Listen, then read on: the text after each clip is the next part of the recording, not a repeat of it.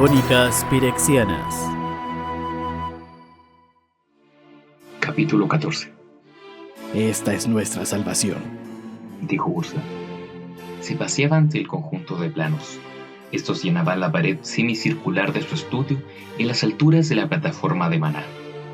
La habitación era una aproximación de la biblioteca que tenía en Tolaria, aunque los libros que se alineaban en las estanterías de aquí eran en gran medida Tran y elegibles para cualquiera menos Ursa.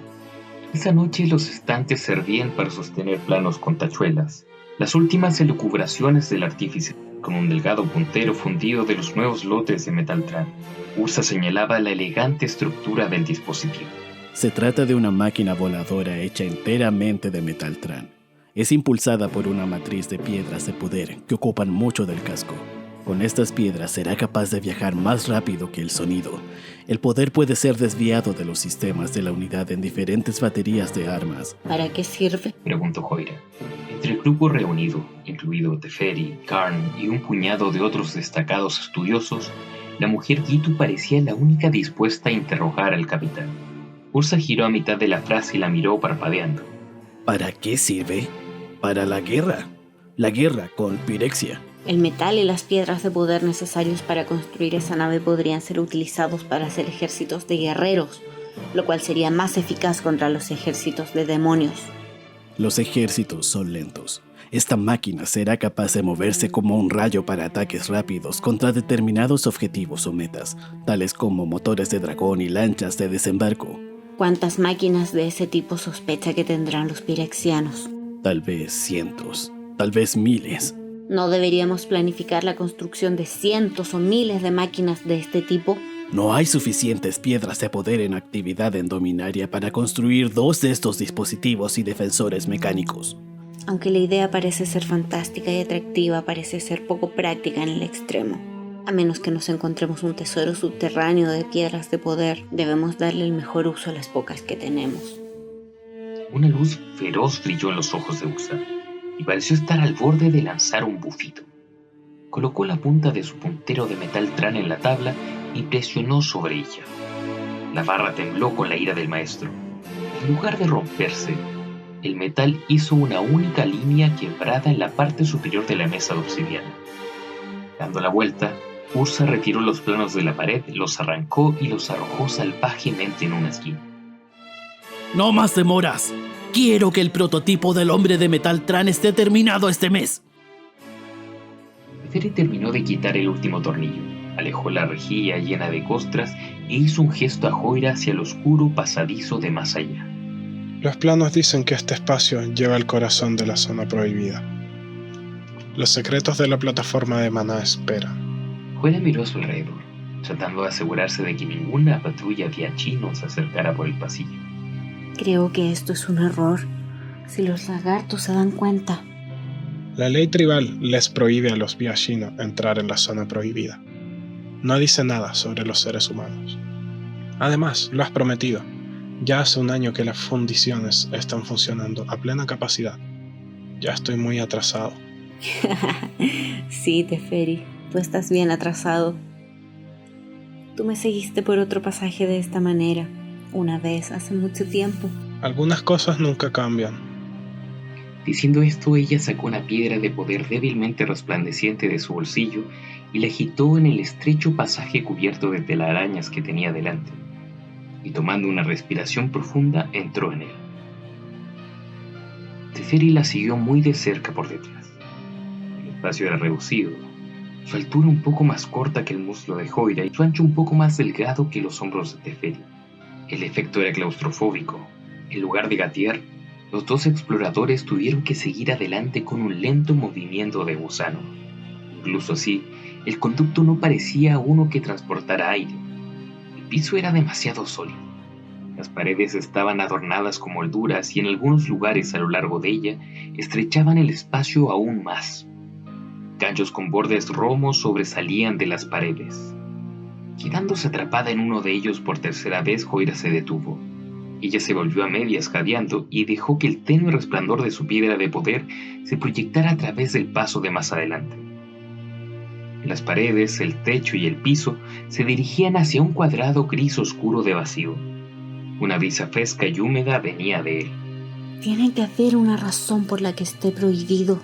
Sí, porque lo que está allí es valioso, precioso. Tal vez incluso mortal. Se me ocurre que, ya que esta fue tu idea, tú deberías haber sido el líder. Teferi no respondió de inmediato. El repentino silencio puso nerviosa a Joira, quien estiró el cuello para distinguir al hombre. Su piedra de poder parpadeó y cuñas de luz bailaron tristemente cerca de ellos. Joira, estos ganchos en la pared, ¿sabes lo que son? ¿Activadores de trampa? ¿O dardos envenenados? Lámparas. Estos son los apliques de las lámparas. Mira. Levantó la piedra de poder hacia el pequeño rizo de metal saliendo cerca de la parte superior de la pared. La piedra latió más brillantemente mientras se levantaba, mostrando una pequeña parábola refulgente y frente a ella un broche de una lámpara de pared. Teferi colocó la radiante roca encima del broche y de repente se encendió ardientemente. Los exploradores cayeron hacia atrás, protegiéndose los ojos. Cintas radiantes de luz corrieron a su alrededor. Pronto sus ojos se ajustaron a lo que una vez pareció una luz cegadora y vieron el pasillo con claridad. Eso era un pasillo hecho para criaturas mucho más pequeñas que los dos humanos. El suelo estaba compuesto por mármol venoso. Las paredes de metal remachado e incluso intervalos a lo largo del pasaje, apliques de lámparas colgadas. ¿Para quién se hizo este lugar? Para los Yachino. Ellos habrían tenido los mismos problemas que nosotros para bajar por este pasaje.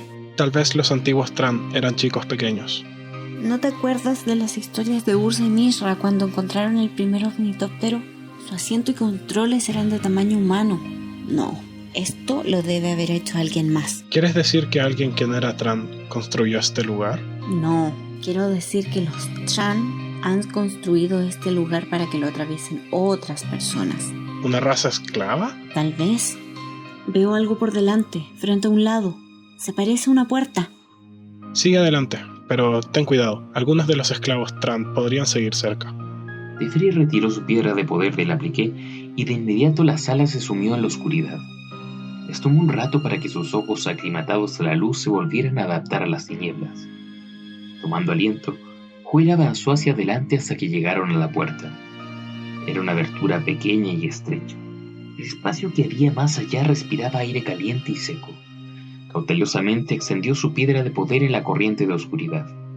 Esta presentó un conjunto de tuberías de cerámica, conductos arrastrándose unos sobre otros como las vísceras de algún gran leviatán. A medida que sus ojos se acostumbraron a la oscuridad, pudo distinguir por lo bajo en la maraña de tubos una gran cantidad de tubos más grandes relumbrando tenuemente con el calor de la lava que transportaban. Teferi se colocó apretadamente a su lado y confirmó sus pensamientos. Aquí es donde los otros canales desembocan, con el propósito de alimentar a la maquinaria en la zona prohibida. Hemos considerado que solo el 30% de la lava era transportada por las otras tuberías. Si el otro 70% era utilizada para estos dispositivos... ¿Qué dispositivo utilizaría esa clase de poder? ¿Y si era utilizado para hacer investigaciones mutagénicas? ¿El tipo de cosas que Kirik ha estado haciendo? No puedo imaginar el uso de tales poderes térmicos para crear criaturas clonadas. Kirik ciertamente no tiene ese tipo de poder.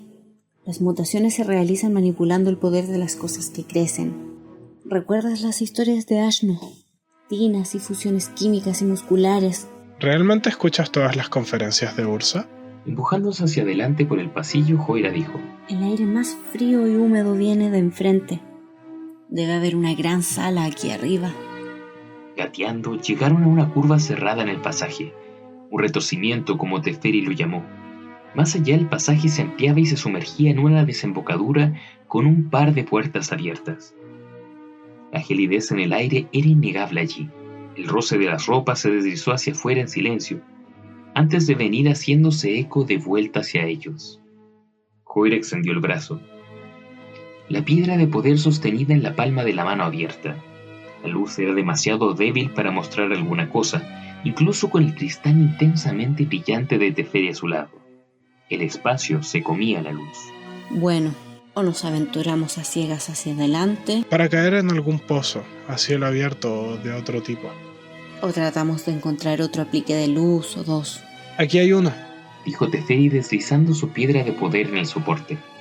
Cuando la luz cegadora saltó hacia el exterior, Joira colocó su piedra de poder en un nicho en el lado opuesto de la habitación. El resplandor resultante llenó la enorme cámara proyectando sombras más allá de una bóveda de nervaduras remachadas. Puntales y armazones metálicos se alineaban en las paredes y el techo, atravesados por más marañas de tuberías. Los innumerables tubos desplegándose aquí y allá con válvulas y manómetros, bombas y llaves de liberación. Entraban en la habitación a través de las paredes y el suelo, serpenteaban en montones de tuberías retorcidas a través de la cámara y convergían en una enorme masa central encajonada en una plataforma a muchos pisos de altura. Comparar la red de tuberías a venas que rodeaban un corazón gigante sería subestimar el número de canales enredados. Estos formaban un verdadero matorral, a través del cual el mecanismo central era apenas perceptible. ¿Qué es eso? Se preguntó Teferi poniéndose en pie ante la enorme máquina. Joira también se levantó. Tal vez estabas en lo cierto acerca de los experimentos mutagénicos. Vamos a ver. Teferi se sacudió la suciedad del sobretodo y comenzó a caminar hacia adelante. Trepó por un múltiple tubo cubierto de un manto de polvo, teniendo en cuenta las diminutas escaleras y calzadas que daban acceso a todo ello. Joira la siguió. Cada pisada enviaba volutas de polvo enrolladas en el aire. Parece que la zona prohibida ha estado realmente vacía durante bastante tiempo. Sin ser utilizada, pero no vacía. Aventuró Teferi, señalando una pequeña huella de 3 dedos al otro lado de un grupo de tuberías. Un canal adyacente mostraba la impresión de una mano de 3 dedos. Más pistas se alejaban del lugar, hacia las sombras acechantes detrás del mecanismo principal. Es como si alguien hubiera estado observando nuestro acercamiento y se alejó con dificultad de aquí cuando iluminamos el lugar. Hemos visto lo suficiente como para hacer un informe significativo para Ursa. Hay un ojo de buey en un costado de la máquina principal. Está a solo 10 pasos más allá. Sin esperar su aprobación, el joven siguió adelante. Sus pisadas borraron las furtivas huellas que él había descubierto. Joira se quedó un paso detrás de él. Las sombras se profundizaron. La luminosidad se redujo a brillantes manchas triangulares emitidas en caleidoscopio a través del bulto de metal enchapado del mecanismo. Teferi y Joira llegaron al ojo de buey. Este limpió siglos de polvo de la superficie del cristal. Una daga de luz penetró el vidrio de ojo de buey como una puñalada y brilló a través de un algo en su interior. Los exploradores se apretaron junto a la ventana y miraron por ella. ¡Por las piedras de Koilos! Esa gigantesca joya, la piedra de poder que se había quebrado por el contacto de Ursa y Mishra, conduciendo a los dos a su guerra fratricida, y abierto la puerta Pirexia, no podría haber sido un cristal más grande y perfectamente formado que aquella piedra en el centro de la cámara oscura. Junto a ella, resplandeciendo cientos de veces, había muchas joyas más del tamaño de un puño y del doble de él, todas yaciendo en un revoltijo oscuro. Si eran cargadas, cualquiera de ellas podría haber alimentado un dragón mecánico. Es por eso que este lugar está prohibido. Es un tesoro de piedras de poder. No es un tesoro. Esta es una máquina para hacerlas. En el momento de esta asombrosa conclusión, Joira se detuvo un segundo y luego susurró. Teferi, no estamos solos. Los dos se giraron para hacer frente a una pared dientuda de lanzas cortas impulsadas hacia adelante. Detrás de las astas salvajes, pequeños ojos rojos titilaron en diminutos rostros malvados.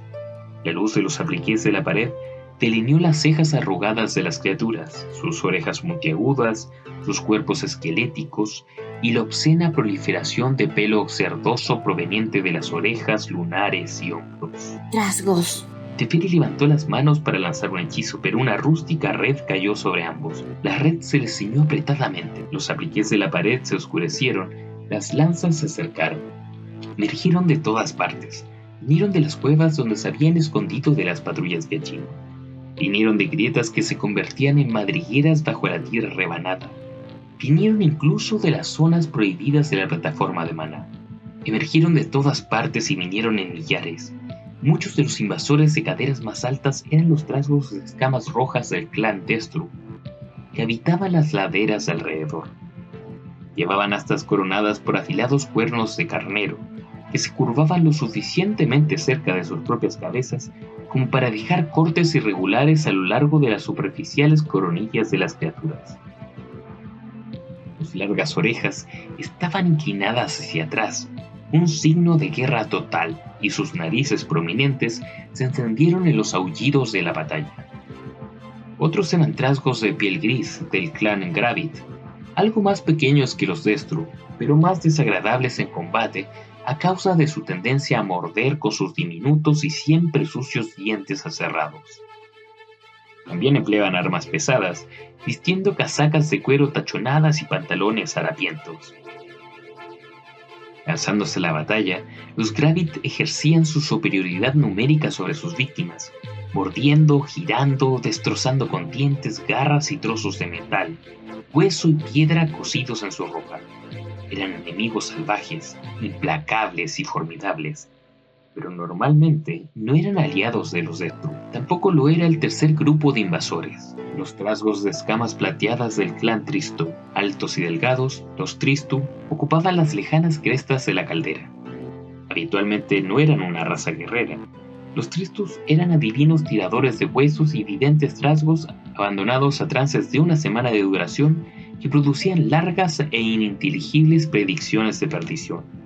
Desde la llegada de Ursa, los profetas Tristu habían previsto una guerra próxima que uniría a las tribus de los trasgos. Sería una lucha sin cuartel contra los Yachino. El día de esa guerra había llegado. Los Yachino y sus aliados humanos habían profanado la necrópolis sagrada. Los centinelas Destru habían capturado a 2 seres humanos mirando en la tumba de piedras preciosas.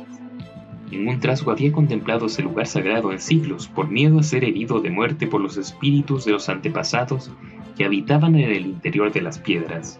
Estos 2 seres humanos no solo habían observado ese espacio, sino que habían hecho brillar una luz en él, y no tenían ni siquiera la cortesía de morir. Las tribus unidas determinaron que los infractores deberían morir, que los infractores y sus aliados Yachino debían morir.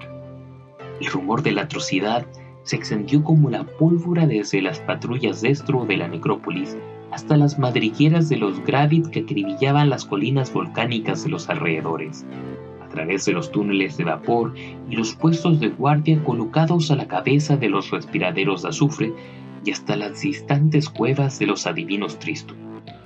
La ola de furiosos susurros se estrelló en estas lejanas orillas y luego retornó, portando en ella un ejército unificado de miles de trasgos. Llevaban antorchas y látigos, martillos de guerra coronados de garras, cuchillas recortadas, cerbatanas de dardos, depósitos de ácido, redes, puñales, dientes, garras, y la voluntad de usarlas en una guerra sin cuartel con sus vecinos. Ellos lucharían hasta la muerte, y los 2 seres humanos tomados como rehenes les asegurarían su victoria.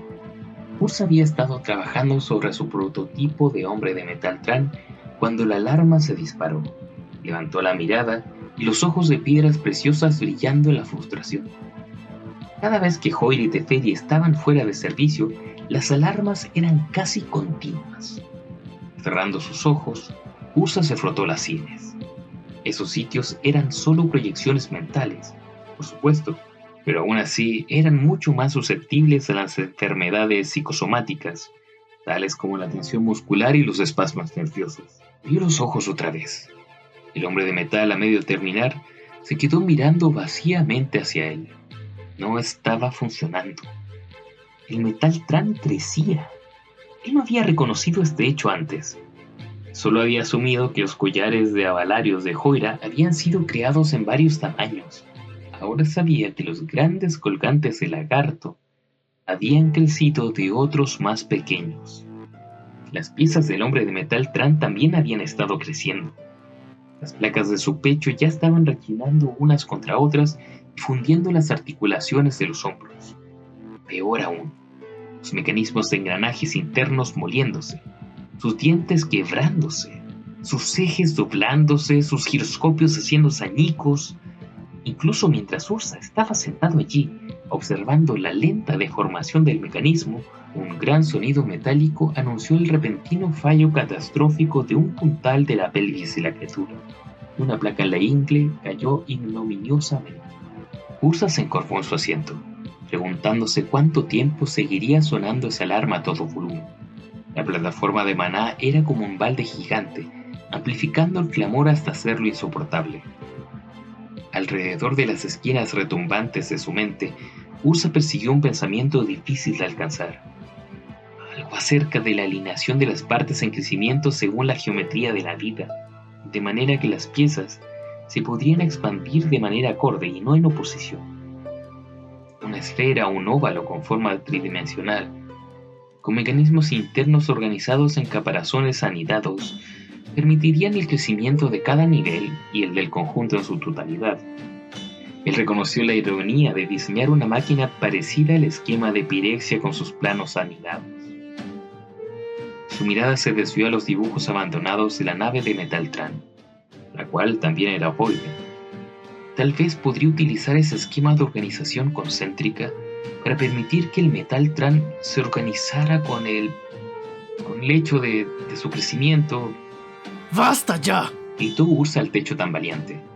La alarma de repente se hizo más fuerte, sacudiendo la sala por la apertura de par en par de una puerta a sus espaldas. Ursa se giró furioso y vio al hombre de plata agazapado en el espacio demasiado pequeño. ¿Qué pasa? Trasgos en todas partes. 3 tribus. Los viachinos están perdiendo, dijo Carne en una carrera. ¡Ya me cansaron! Gruñó Ursa poniéndose de pie y haciendo crecer su manto de guerra sobre sus hombros. El lápiz que había estado sosteniendo se convirtió en un brillante bastón y echó a andar delante del golem de plata, saliendo por la puerta y hacia la batalla. La sala de la forja era un caos. Los trabajadores viachinos, sus overoles de cuero, luchaban codo con estudiantes humanos desmelenados.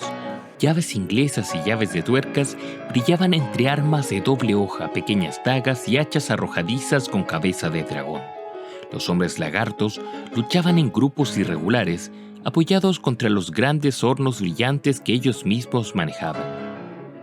Con golpes desesperados y estocadas desequilibradas, mantenían a raya la ensordecedora y chapoteante marea de trasgos. Estaban por todas partes.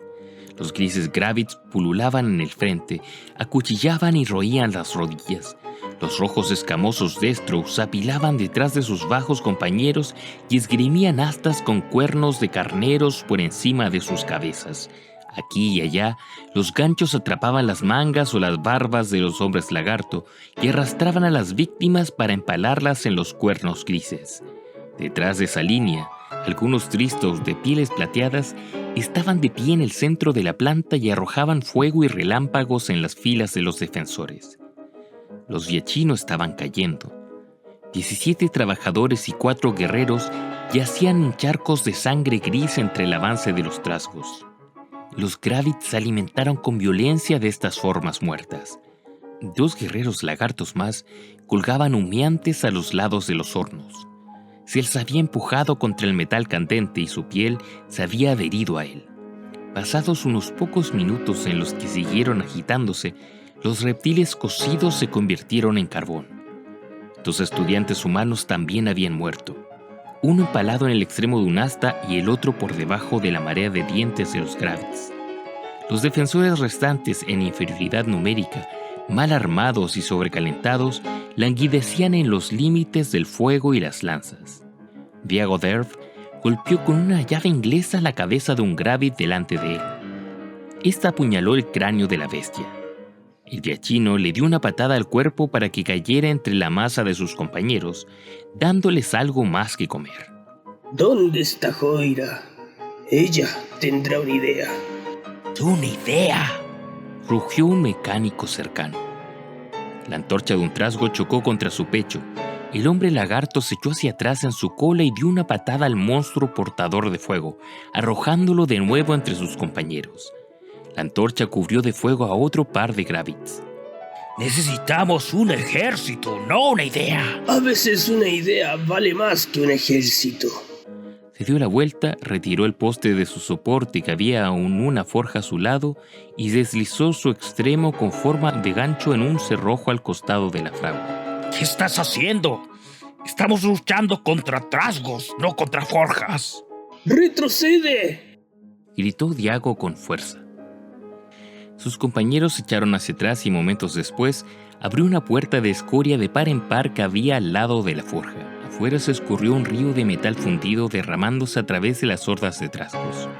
Incluso los Gravits, desatentos y sin sentido, se retiraron de la burbujeante inundación. Muchos de ellos no fueron lo suficientemente rápidos, barridos debajo de la marea y explotando cuando todos los líquidos en sus cuerpos se convirtieron instantáneamente en gas. Estas pequeñas explosiones enviaron salpicaduras de metal al rojo vivo que quemaron a otros trasgos. Jadeando detrás de la inundación, Yago dijo con voz entrecortada: Demos un momento para respirar. El guerrero que estaba a su lado era espinoso, sus escamas sobresaliendo a lo largo de todo su cuerpo. Prefiero morir por la lanza que por el fuego. Yago miró hacia arriba, hacia la amplia escalera que conducía a la sala de la forja. Tal vez no tengamos que morir en absoluto. Otra marea bajó por las escaleras. Guerreros viachino completamente armados y blindados. Sus brillantes armas refulgieron en un matorral mientras entraban en la batalla. Por encima de la marea de guerreros llegó otra figura flotando sobre el suelo y adornado con una ardiente luz. Ursa, caminante de planos, voló hacia abajo, un segundo sol por encima de su ejército. De sus dedos salían rayos de poder. Cuando las rojas centellas llegaron a sus objetivos, cuerpos de trasgos volaron por los aires y cayeron como juguetes carbonizados antes de crepitar sobre el suelo. Los defensores más rezagados dejaron escapar un grito de júbilo. Ursa se ubicó en el centro de la sala de la forja. Levantó las manos juntas por encima de su cabeza. Una luz blanca se despertó entre sus dedos. Brilló entre los puntales de metal y las estructuras que no habían sido iluminadas en milenios y luego salió disparada en impresionantes olas. Anillos de iluminación se movieron sobre los monstruos reunidos, aquietándolos en el medio de la batalla. Las cuchillas en lo alto no cayeron, congeladas en el aire. Los látigos les siguieron dando un último azote antes de quedar flácidos en las manos de sus portadores. Las varas mágicas de los Tristu estallaron y se convirtieron en bastones de fuego antes de desaparecer chisporroteando, convirtiéndose en meros montones de cenizas. En su último trabajo, antes de que las olas de ondas máginas de apaciguamiento se apoderaran de él, Yago empujó con fuerza de su ganchudo bastón, cerrando la esclusa de escoria y deteniendo la inundación de metal. Momentos después, hasta los gritos de guerra se desvanecieron. Todos los ojos se giraron hacia la figura flotante. Ursa gritó por encima de la multitud. Su voz era gutural, una colección de gruñidos y ásperos ladridos. Las palabras sin sentido a los seres humanos sí lo tuvieron para los trasgos y sus antiguos enemigos lagartos. A todas las razas trasgos les ordeno su rendición. Arrojen sus armas o enfrentarán su inmediata destrucción. Hizo un gesto y 3 trasgos más altos y más elaboradamente vestidos que sus compañeros se elevaron en el aire. Los 3 caciques dieron patadas en su lucha contra las garras invisibles que les dominaban. Y luego planearon hacia la arrogante figura. Debajo de ellos, entre las filas y rangos de trasgos, garras enervadas se abrieron dejando caer al suelo cuchillas y hachas de mano. Los Gravits se retiraron de los cadáveres con su boca chorreando sangre. Los Destrus se hincaron de rodillas en señal de rendición. Los Tristu permanecieron de pie, olvidando sus hechizos en labios temblorosos. Mientras ocurría esto, las olas de energía blanca de pacificación circularon suavemente entre ellos. Hablaré con sus jefes acerca de los términos de rendición, anunció Ursa a la sala. Hizo un gesto final, haciendo que las criaturas flotantes se detuvieran delante de él. Colgaron incómodamente en el aire, sus ropas de rango arrastrándose en sangrientos harapos. Ursa los examinó. Sus misteriosos ojos se posaron sobre cada uno a la vez. El jefe Tristo era una criatura arrugada por los años, sus ojos grandes y solemnes detrás de una nariz tan seca y oscura como un dátil.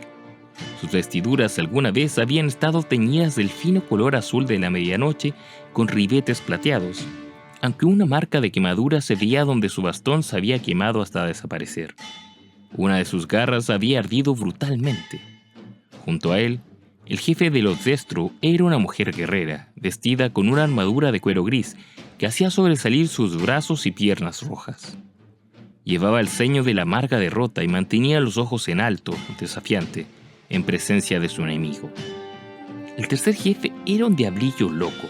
Su pequeño cuerpo envuelto en una armadura ensangrentada salpicada de fragmentos de dientes y metal, luchaba enfurecidamente en contra de su cautiverio. Yo soy el señor de esta plataforma. Ustedes y su gente se retirarán.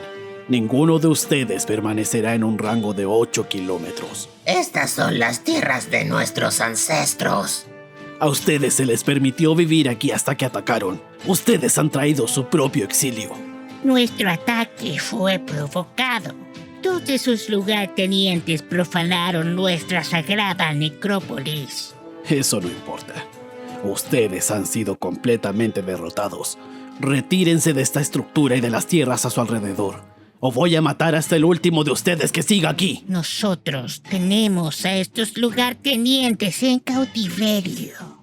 Los tenemos encerrados en la jaula de la muerte. La misma está unida a mí. En un momento dado, puedo hacer que la jaula colapse con ellos dentro, matándolos al instante. Si yo muero, ellos mueren.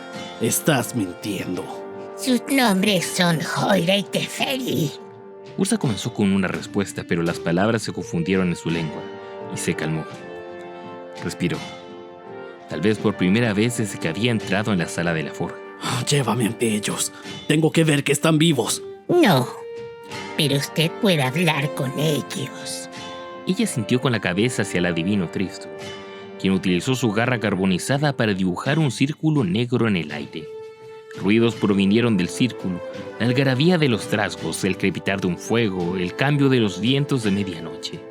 Teferi, Joira, ¿me oyen? Un sonido cambiante se escuchó, el estruendo de metal. ¿Quién es? Soy Ursa, ¿dónde estás? No lo sé, una caverna oscura. Nos tienen en una extraña jaula. ¿Teferi está contigo? Sí. ¿Qué es esto que me dicen que ustedes han profanado su necrópolis sagrada? Entramos en las zonas prohibidas. Eso debe ser a lo que se refiere. ¿Su necrópolis sagrada está dentro de la plataforma? Es sagrada para nuestros antepasados. Ellos habitaron en ella antes de que llegaran los hombres lagarto. Ellos vivían en ella con los viejos maestros. Parece como si hubiera sido diseñado para ellos. Todo tiene el tamaño de los trasgos, los pasillos y escaleras y consolas. Los Viashino no podrían haber operado o mantenido cualquiera de las máquinas que vimos. ¿Están diciendo que sus antepasados sirvieron a los Tran? El oráculo plateado parpadeó plácidamente en respuesta a Ursa. Hay más. Ese sector de la plataforma, el sector más grande, sirve para hacer piedras de poder. El caminante de planos, a pesar de sí mismo, se puso blanco. Entonces, en el silencio reinante, el oráculo dijo: Ahora bien, ¿acaso nos rendimos a usted o usted se rinde a nosotros? Ursa llegó hoy con noticias extrañas y maravillosas. Había negociado un acuerdo de paz entre 5 razas. Sí, Ursa caminante de planos, profanador de Argot, azote de Tericiare, perdición del reino de Serra, destructor de Tolaria, aquel cuyo nombre se ha convertido en sinónimo de locura y guerra salvaje. Ursa había negociado la paz. Viashinos, Tristos, Destros, Gravits y humanos ahora trabajaban mano a garra en la plataforma de Maná. Para hacer las cosas más increíbles, los 2 seres humanos prisioneros de guerra que habían sido capturados por profanar la necrópolis sagrada de los Trasgos han sido los encargados de hacer retornar a los Trasgos a las tierras de sus antepasados en la plataforma y entrenarlos una vez más para que manejen la maquinaria que había allí.